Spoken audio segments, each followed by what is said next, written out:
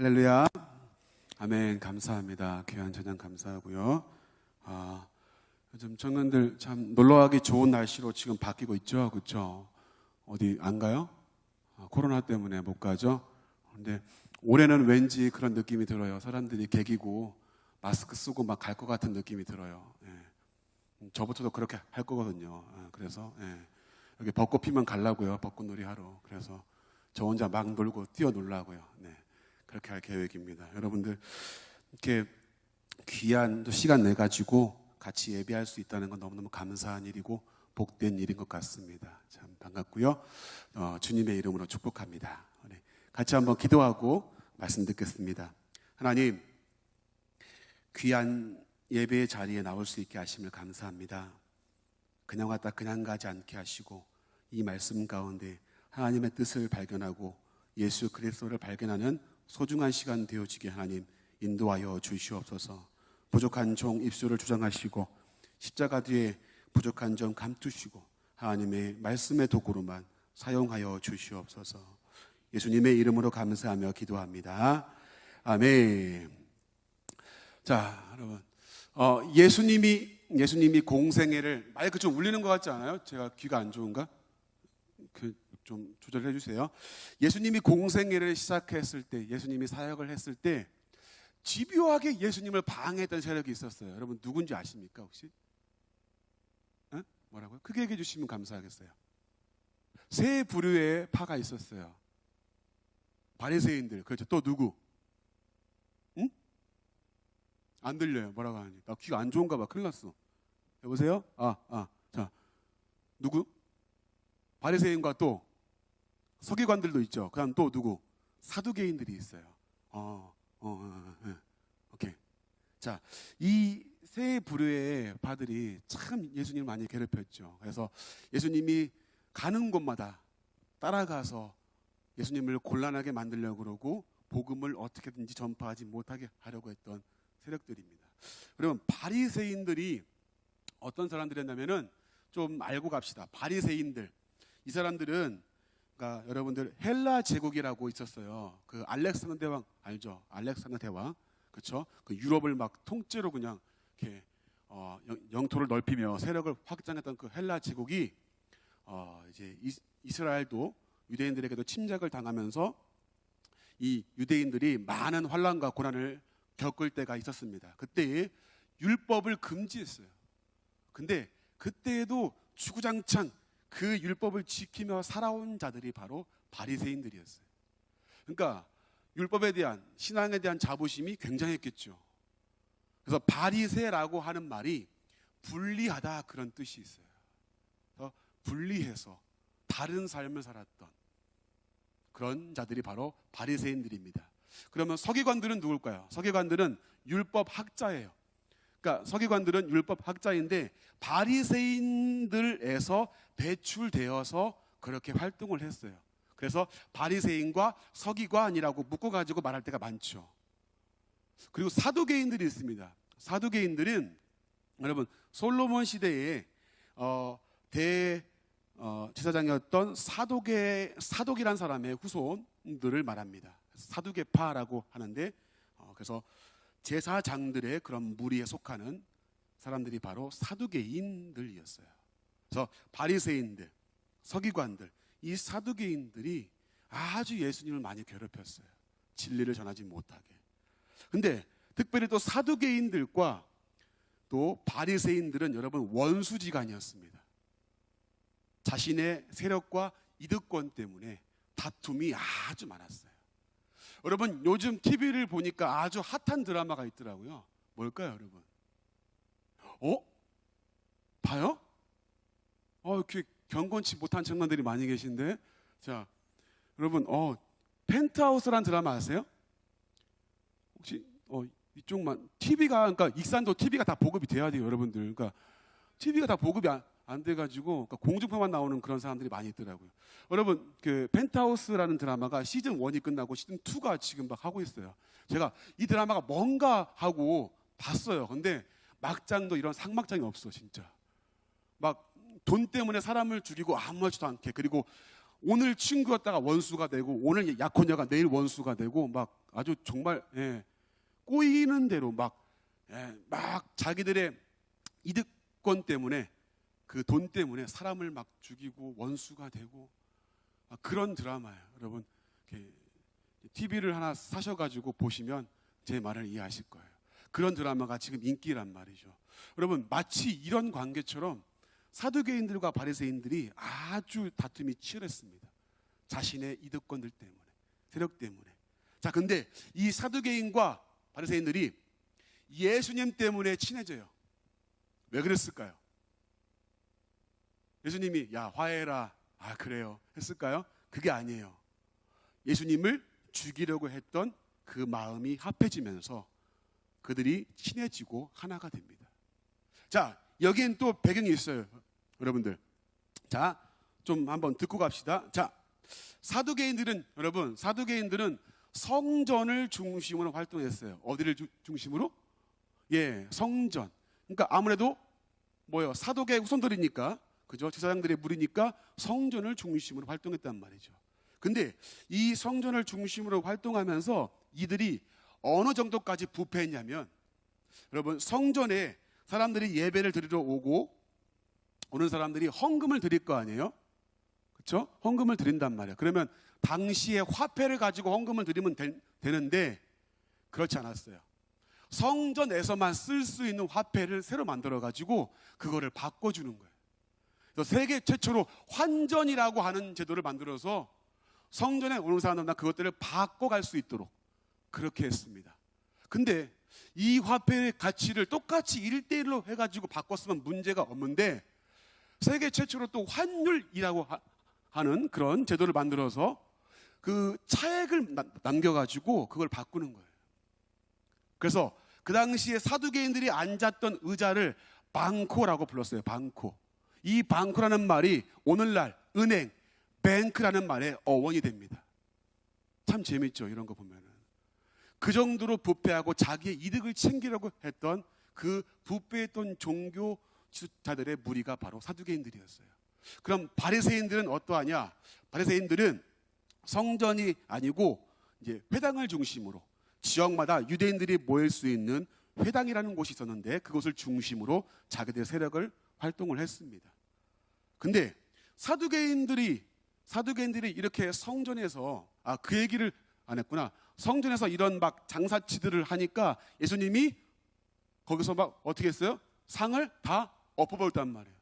채찍으로 막 그 휘어잡고 그러면서 내 집은 만민이 기도하는 집이라고 하면서 그들을 쫓아내었던 사건이 나옵니다. 그걸 봤더니 이제 바리새인들, 자 회당을 중심으로 활동했던 바리새인들이 그 모습을 보고 어떻게 했을까요? 좋아했단 말이에요. 그리고 예수님을 한번 섭외해 보려고 갔다가 예수님이 뭐라 그래요? 바리새인들을 보고 이 독사의 자식들아라고 책망을 받습니다. 그들이 그 사건 이후로 바리새인들과 사두개인들이 하나가 돼요. 오케이, 쟤 죽이자. 저거 안 되겠다. 선 넘었다 저거 하면서 그때부터 예수님과 앙숙이 됩니다. 자, 이들은 공통적으로 여러분 율법에 능한 사람들이었고 그리고 자기들이 선민이라고 자부했던 사람들이에요. 그리고 자기들만이 아브라함의 후손이고 구원을 받은 자라고 자칭적으로 이야기했던 사람들이 바로 이들입니다. 당시에 종교의 그런 권위 있는 사람으로서 활동했던 그들이 많은 사람들에게 그들의 가르침을 전파했던 시대가 바로 이 시대였어요. 자, 이때에 이제 예수님이 등장하셔서 오늘 본문에 나오는 이야기들을 하시는데 오늘 본문은 산상수훈이라고 하는 예수님의 그 교훈 중에서 제자들과 또 모인 군중들에게 그들에 대해서 바리새인과 서기관들에 대해서 말씀하시고 교훈하는 장면이 바로 오늘의 장면입니다. 자, 그러면 예수님이 뭘 얘기를 했는가? 오늘 서론이 좀 길었지만 같이 한번 공부를 또 말씀을 듣도록 하겠습니다. 우리 17절 말씀을 같이 한번 읽어볼까요? 17절. 자, 띄울 수 있나요? 자, 띄워봅시다. 자, 시작. 내가 율법이나 폐하러 아니요 완전하게 하려 합니다. 아멘. 폐하러 온 것이 아니고 뭐하러 왔다고 합니까? 완전하게 하려고 왔다. 완전하게. 자, 여러분들, 바리새인과 서기관들과 이 사두개인들은요, 예수님이 구약의 예언을, 구약의 율법을 폐기하는 줄 알았어요. 왜 그럴까요? 자신들이 알고 있던 것과 늘 반대로 말씀하시거든요. 자신들의 가르침하고는 다르게 말씀하시거든요. 근데 예수님이 오늘 보니까 자기 자신이, 예수님이 율법을 완전하게 하려고 왔다고 말씀합니다. 완전하게. 자, 이 완전하게 했다는 것은 여러분 완성했다는 말입니다. 완성했다는 것은 여러분 이런 얘기예요. 율법의 모든 조건을 예수님이 다 이루었다라는 의미를 가지고 있습니다. 그러니까 예수님이, 율법이 요구하는 그 법들을 예수님이 다 완전하게 했다, 그 얘기입니다. 그것을 이루려고 오신 거예요. 율법은 613개의 조항을 가지고 있어요. 여러분 613개입니다. 이걸 다 지킨 사람이 있었을까요? 없었을까요? 여러분 당시에도 지금도 이 율법을 다 지킨 사람이 있어요? 없어요? 없습니다. 한 사람도 없습니다. 그래서 율법은 우리가 얼마나 죄인인지, 또 우리가 얼마나 무능한지를 깨닫게 해주는 그런 역할을 하고요, 이 율법은 예수 그리스도의 모형을 또 드러내기도 합니다. 근데 이 바리새인과 서기관들은 이 율법의 여러 잣대들만을 가지고서 자기들의 어떤 의들을 주장했던 때가 바로 이때였단 말이죠. 이것을 예수님이 반박하시면서 내가 그 율법을 이루려고, 완전케 하려고 온 바로 그분이다라고 하는 것을 우리에게 설명해주고 말씀해주고 있는 구절이에요. 그리고 나서 여러분 고개를 갸우뚱하게 만들 만한 구절을 이야기하는데, 우리 20절 말씀 읽어보겠습니다. 20절 오늘 본문. 자, 시작. 너에게 이르노니 너희 의가 바리새인보다 더 낫지 못하면 결코, 아멘. 자, 이거 말씀 띄워주세요. 자, 여러분 잘 보세요. 서기관과 바리새인들이 당시에 뭐였습니까? 율법에 능통한 자였고 학자였어요. 근데 이 서기관과 바리새인들보다 더 너희 의가 낫지 못하면이라고 이야기를 해요. 여러분 외형적으로 볼 때 이들 완벽하게 정말로 지킬 것 같은 이들의 모습을 보는데, 그러면 우리가 서기관과 바리새인들보다 더 율법을 잘 지켜야 되는 이야기인가? 의문이 듭니다. 그리고 그러면 누가 천국에 들어갈 수 있다는 얘기인 거야? 613개의 조항을 다 지키는 인간은 없어요. 그럼 뭘 얘기해 주는 걸까요, 여러분? 이들보다 더 나은 의가 있어야 된다고 합니다. 더 나은 의가 뭘까요, 그럼? 오늘 여러분들과 이걸 보려고 합니다. 자, 이걸 좀 알려면 오늘 본문에서 벗어나서 이제 뒤에 나오는 문맥들을 쭉 살펴보면은 왜 예수님이 이 얘기를 했는가를 우리가 알 수 있어요. 자, 좀 졸린 눈을 좀 이렇게 푸시고 오늘 같이 한번 저랑 한 말씀을 같이 볼 건데, 여러분들 21절과 22절 말씀을 같이 읽어보겠습니다. 오늘 좀 뒤로 가서 함께 띄워줘 보실래요? 자, 아니요. 오케이. 마태복음 21장, 5장 21절, 22절, 죄송해요.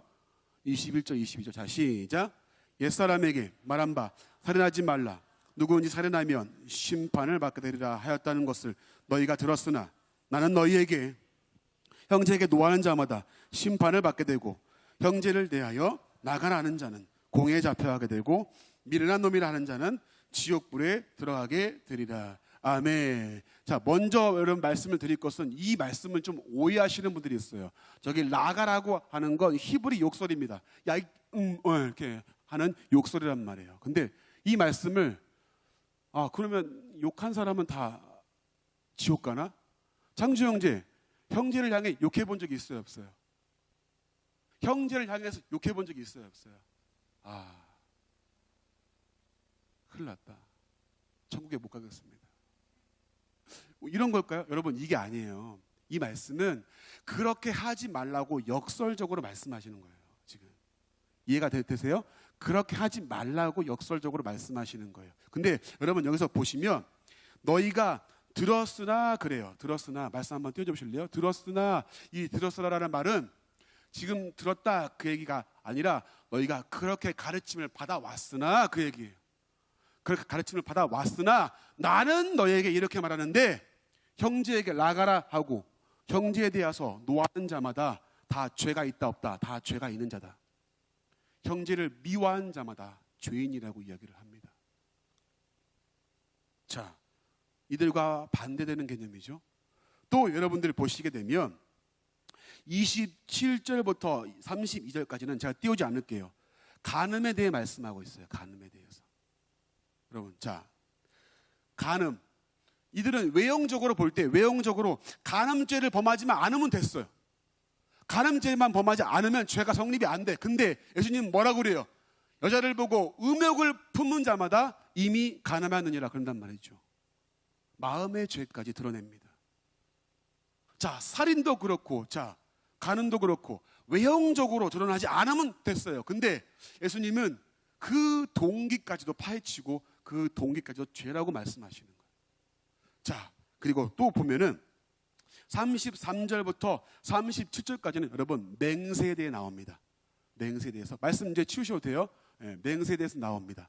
맹세. 왜 이 맹세에 대해 말씀을 했냐면, 맹세를 하지 말라는 게 아니라 헛된 맹세를 하지 말라는 거예요. 무슨 얘기냐면, 당시에 여러분 바리새인과 서기관들이 맹세를 많이 했습니다. 왜 그렇게 했을까요, 여러분? 한번 답해 볼 수 있나요? 왜 맹세를 많이 했을까? 네. 분위기 왜 이러지? 자, 맹세를 왜 많이 했을까요? 모세 형제, 맹세를 왜 많이 했을까? 나한테 물어봐, 그죠? 진짜. 뭐야? 여러분, 자, 당시에 사람들은, 그러니까 외형적으로 자기들의 신앙을 더 돋보이게 하기 위해서 맹세를 많이 했어요. 야, 내가 하나님 앞에 맹세하는데 내가 그렇게 한 사람이야. 내가 하나님께 맹세하는데 나 앞으로 그렇게 할 거야 라고 맹세를 많이 했어요. 사람들마다, 야, 하나님께 내가 맹세한다니까? 나 그런 사람이야.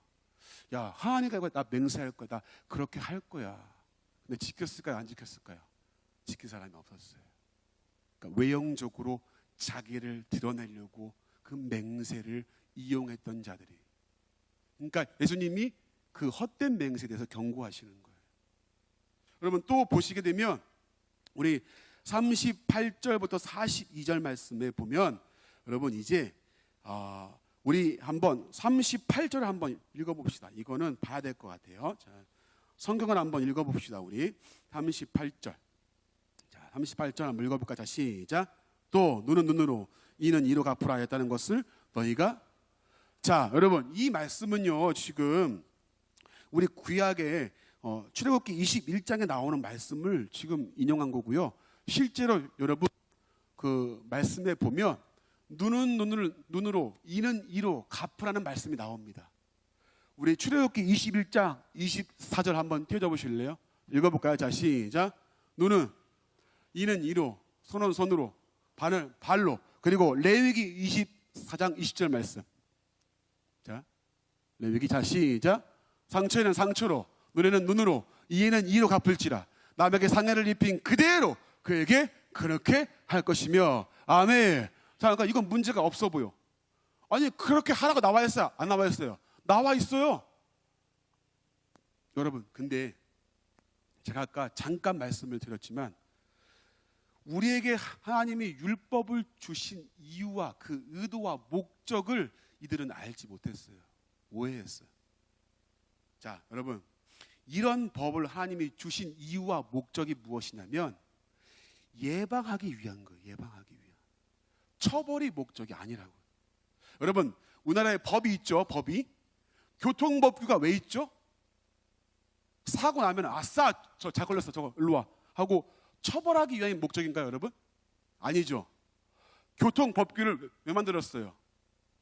사고를 예방하기 위함이죠. 공감을 전혀 못 하시네요. 여러분들 맞나요? 맞죠? 여러분, 그러니까 살인죄를 왜 만들었어요? 살인을 예방하기 위함이란 말이에요. 범죄를 예방하기 위해 법이 있단 말이죠.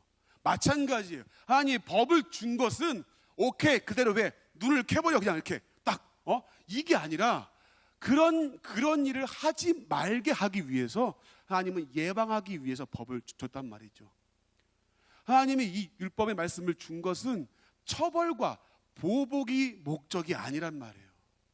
근데 당시에 이 바리새인과 서기관들은 그 말씀을 문자 그대로 그냥 의도와 목적을 모른 채 그 말씀을 자기들이 유익한 대로 해석하면서 그것들을 가지고 사람들을 난도질하고 그렇게 살아왔던 그들의 모습을 지금 지적하는 거예요.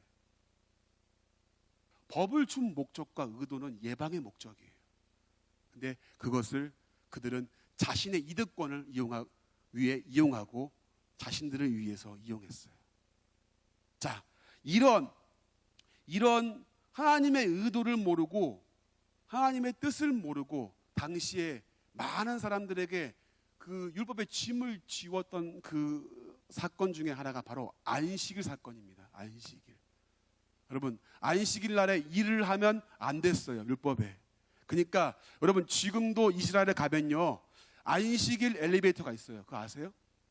이렇게 손으로 누르는 것도 그들은 일하는 거라고 해가지고 안식일 어긴 거네? 어겼어 해가지고 손을 안 대. 그냥 가면은 딱 열려, 저절로. 참 안타깝지 않습니까? 이 당시에 여러분 얼만큼 사람들이 이런 일이 많이 있었냐면은 사람이 깔려가지고 어딘가에 깔려가지고 죽어가. 예를 들어 창중 형제가 뭐 나무에 깔렸어 지금. 그러면 그날이 안식일이에요. 그러면은 당장 가가지고서 그 나무를 치우고 사람을 구해야죠. 근데 당시에 유대인들은 그랬어요. 너 불쌍하지만 오늘은 안식일이야. 널 구할 수 없어. 미안해. 하고 간 거예요. 여러분, 이런 일이 진짜 많이 있었어요. 그러니까 예수님이 와서 그걸 깨트리죠. 안식일 날에 손만한 사람을 고칩니다. 그걸 보고 유대인들이 뭐라 그래요? 발끈하죠. 막 안식일 어겼어? 지금? 예수님이 뭐라 그럽니까? 야, 니네 집이 염소가 빠지면 그거 안 구하겠냐? 안식일의 주인은 나야 라고 이야기를 합니다. 예수님의 포커스는 어디 있었어요? 영혼의 관점이 있는 거예요. 영혼의 그 안식일의 목적과 의미는 뭐였습니까? 영혼에 대한 생명의 목적이었다고요. 영혼을 건지는 참된 안식이 바로 안식일의 의미였단 말이에요. 근데 그들은 그 문자 그대로 그냥 자신의 삶을 적용시키면서 안식일의 목적과 의도를 모르고 오늘은 안식일이니까 너 못 구해줘. 이렇게 살아왔다고. 그리고 당시에 부자들은요 안식일을 지켰어요. 근데 가난한 사람들은 안식일을 지켰을까요? 못 지켰어요. 왜 그럴까요? 가난한 사람들은 하루 벌어 하루 먹고 살았어요. 그러니까 안식일도 일을 해야 했어. 그러니까 부자들은요 안식일에 종들을 시키면 돼. 그리고 자기는 나는 일 안 하니까 안식일을 지켰어. 난 구원받은 백성이야 라고 이런 짓거리들을 하고 있었단 말이에요. 당시의 모습이에요. 여러분, 오늘날 교회와 성도들도 이런 사람 되게 많죠.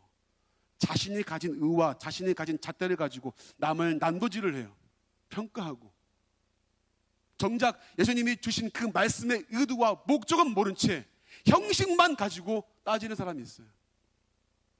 예배가 이렇게 돼야지 저렇게 돼야지. 자기는 그렇게 어떻게 들었는데 그러면 답답하죠. 제가 어느 교회에서 실제로 겪은 일입니다. 한 고등부 아이가 오랜만에 왔어. 가지고 야 진짜 반갑다 인사했는데 머리를 좀 염색하고 온 거예요. 머리를 좀 이렇게 색깔이 좀 튀었어요. 염색하신 분들 오해하지 마세요. 그죠? 근데 이제 권사님이 뭐라고 한 거야. 교회 오는데 머리 염색하냐고 막. 제가 화가 나가지고 진짜 권사님은 흰머리 염색했어요? 안 했어요? 했다는 거야. 검은색은 되고 노란색은 안 됩니까? 교회 올 땐 대체 무슨 색을 해야 되는 거예요? 그러면 하고 막 제가 뭐라 했었거든요. 형식만 가지고 그 목적과 의미와 그 영어에 대한 터치는 없고 이렇게 형식만 가지고 남을 난도질했던 시대가 바로 그 시대였어요. 그러니까 예수님이 볼 때 얼마나 답답한 상황이에요. 그날의 의미와 목적은 모른 채 이렇게 그들은 자신의 의를 가지고 자신의 신앙의 잣대를 가지고 다른 영혼들을 그렇게 대했던 거죠. 오늘 43절 말씀 한번 같이 또 한번 볼까요? 43절. 자, 읽어볼까요? 자, 시작. 또 내 이웃을 내 원수를 미워하라. 아멘. 자, 여러분, 이거 좀 이상하죠? 내 이웃 사랑하고 내 원수를 미워하라. 여러분, 이게 레위기 19장 18절 말씀을 인용한 건데 한번 띄워줘 보실래요? 레위기 19장 18절 말씀. 자, 그 말씀 있나 봅시다. 자, 읽어보세요. 자, 시작. 원수를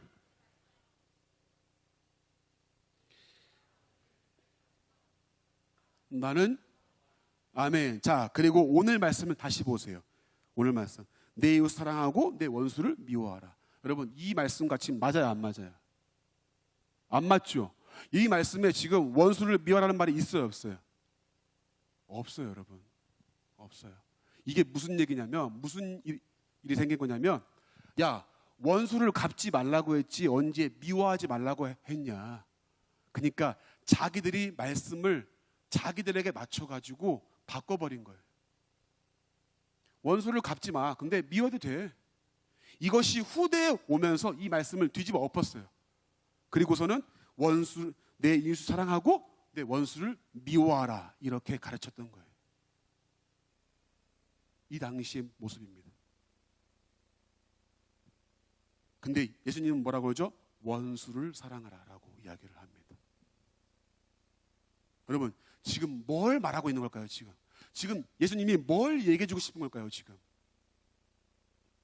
여러분, 지금 예수님이 이야기했던 것, 살인, 간음, 맹세, 모든 것들, 지금 원수 사랑하는 그런 부분까지, 여러분, 이 부분을 우리에게 적용해 봤을 때, 여러분, 예수님이 말씀하시는 그 구절에 해당되지 않는 사람이 혹시 이 중에 있나요? 나는 철저히 지켰습니다라고 말할 수 있는 사람이 있나요? 형제를 미워해 보지 않은 사람이 있을까요? 마음에 음욕을 품지 않은 사람이 있었을까요? 그리고 원수를 사랑해 본 적이 있습니까, 여러분? 없단 말이에요. 뭘 얘기해 줄까요? 니들이 율법을 가지고 완벽히 살아왔냐? 그래, 너희 의가 하나님이 진짜로 기뻐하시는 의냐? 라고 반문하는 거예요. 살인만 하지 않으면 됐어요. 여러분, 잘 들으세요. 외형적으로 그럴싸하게 보이면 됐어. 간음만 하지 않으면 됐습니다. 죄가 안 됐어요. 그런데 그래서 자신들은 신앙이 좋은 사람이고 나는 의로운 자라고 자칭 자부했던 그들에게 예수님은 너희들이 말하는 그 스스로의 의를 가지고는 절대 들어갈 수 없다.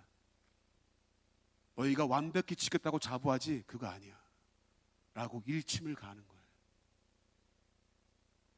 내가 의롭다고 스스로 여긴다고 스스로 말하는 그 의를 가지고 너희들이 의롭다고 여김을 받지 못한다라는 것들을 하나하나 깨부수는 겁니다. 지금. 그리고 말씀하세요. 그리고 말씀하십니다. 뭐라고 말씀하냐면 오늘 20절 말씀에 더 나은 의를 말씀하세요. 다시 한번 20절 말씀을 띄워주실래요? 20절 말씀 같이 읽어볼까요? 자, 시작. 이거 말고 오늘 마태복음 5장 20절 말씀. 자, 5장 20절 말씀을 다시 한번 떼볼래요? 자, 시작. 내가 너희에게 이르노니 너희 의가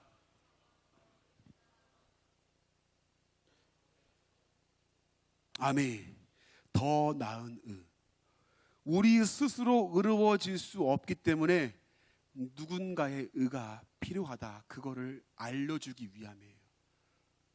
내가 아무리 뭔가를 지킨다고 해도 스스로 의로워질 수 없다. 그러니까 더 나은 의가 필요하다. 그게 누구란 얘기입니까? 바로 예수 그리스도 자신을 지금 이야기하고 싶은 거예요.